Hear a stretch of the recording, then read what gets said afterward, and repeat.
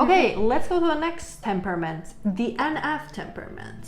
NF temperament is a bit interesting because they are cooperative but interest focused, so they have their own specific interests and also abstract. And let's start with the INFJ. Yeah. Do you want to start? I can start. I think they are the philosopher type, and they are very fascinating. They're so curious, and the curiosity is directed towards other people. And they come up with these, philosophies regarding how, people and groups and society should work.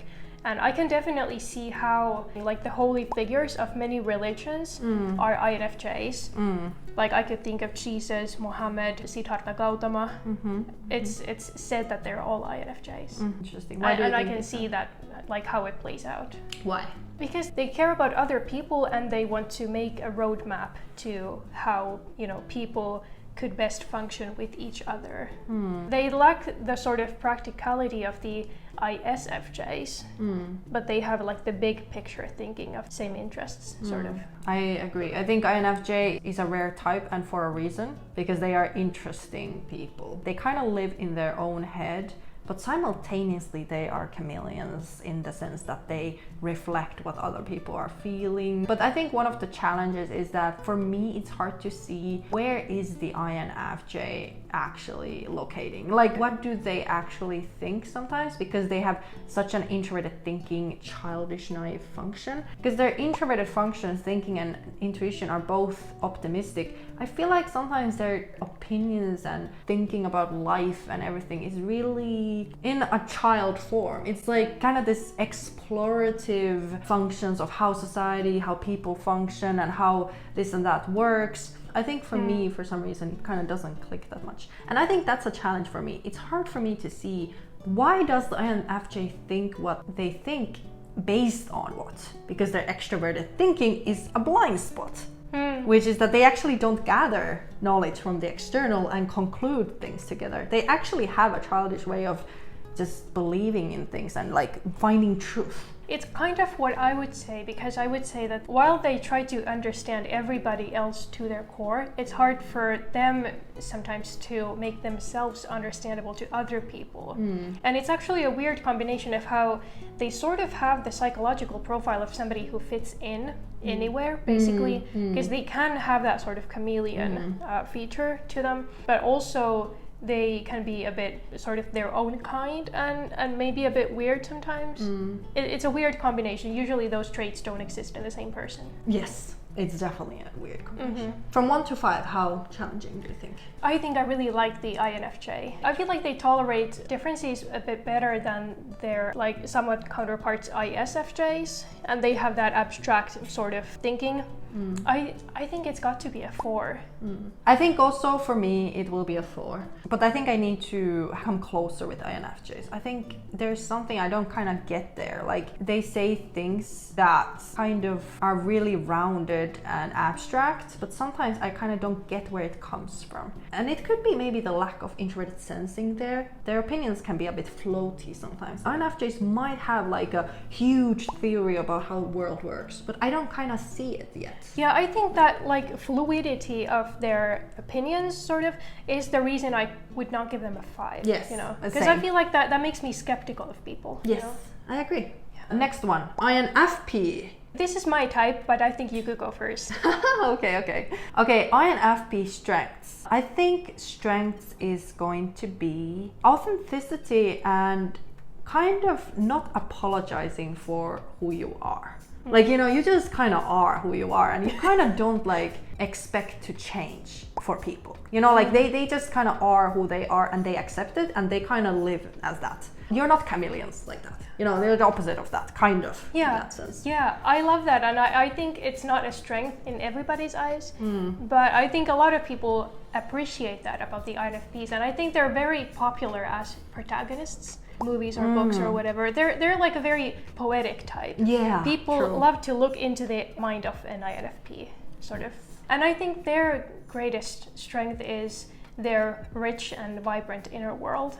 And I think that's their greatest gift to the world, if they allow people a peek into their internal world. It might be very ideological. They could produce some work of literature that underlines some ideological aspect, sort of like Orwell, you know? Or they could have a very beautiful internal world, and they could allow people to look into that through music or poetry or something like that. I think it's a good thing for all introverted feeling users, to be honest, almost. Because it fascinates us how you can use your introverted feeling in such a way. Because it's a strength of an INFP. And for us low introverted feeling users, it's like, how can you access that like in that way and utilize it? No, but I get that. And of course, people who are not of the personality type don't really relate to that. It can be really weird, like, how does that person operate the way they operate? Yeah, totally. Yeah. Okay, challenges. Yeah, I think one of the greatest challenges is, this is also going to sound really, really savage, but I feel like I can say that because I'm of the type. Yeah. And I kind of relate to this one. I mean, the INFP is pretty weak.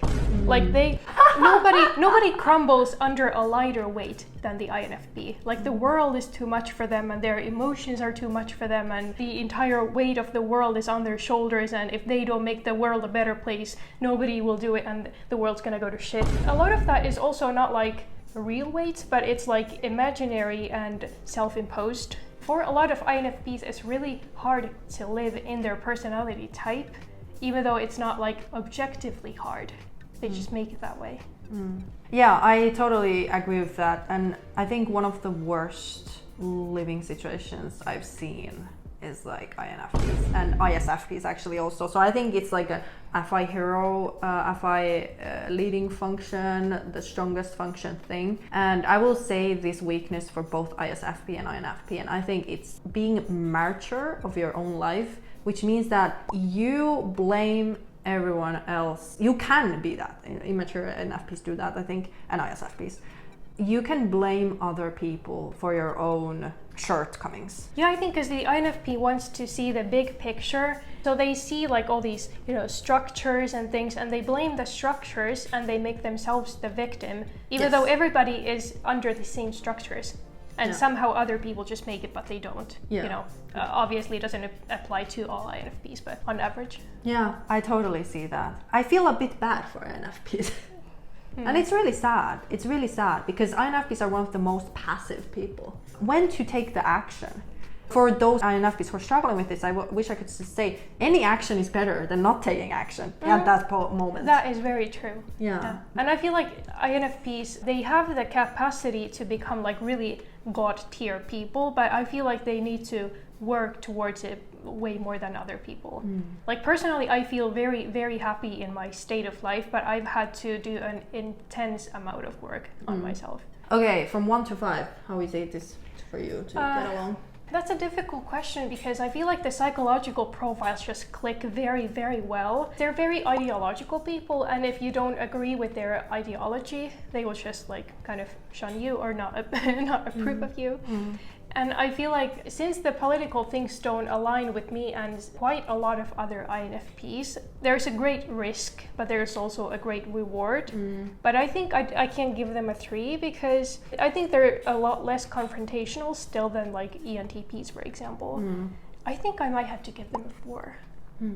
Yeah, I'm actually giving a 4 also. And the only reason why it's not the 5 is because of the introverted feeling leading function, which sometimes gives me a difficulty because I don't know how to respond to emotions that much. It puts me into a difficult situation. I am in an INFP ENTJ relationship. Yeah. And I think I'm quite rational for an INFP, and my partner is very like gentle and heartfelt for an ENTJ. Yeah. I think that's what makes it work. That but as a definitely default, works. I don't think that would be the best pairing. Yeah, I would say. That's definitely a good analysis. Okay, next one we have ENFJ. Yeah, the ENFJ, most people have the capacity to be either likable or charismatic. It's rare for people to be both, but I think ENFJ is the type that can be both. Like they are such wizards when it comes to human interaction. I can see how they're sort of portrayed as the cult leader.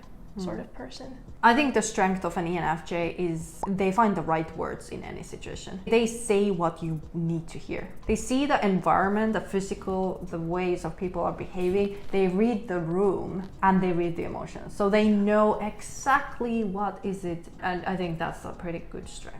Yeah, I think the ENFJ makes a perfect politician. Yeah, because Yeah. you have to be liked by people to be a politician, because they're going to have to vote you into power. And they're also very strategic. I think it's a very admirable type in many ways. And personally, I just see the way they see into other people's motives and needs, and they read the room so well and everything.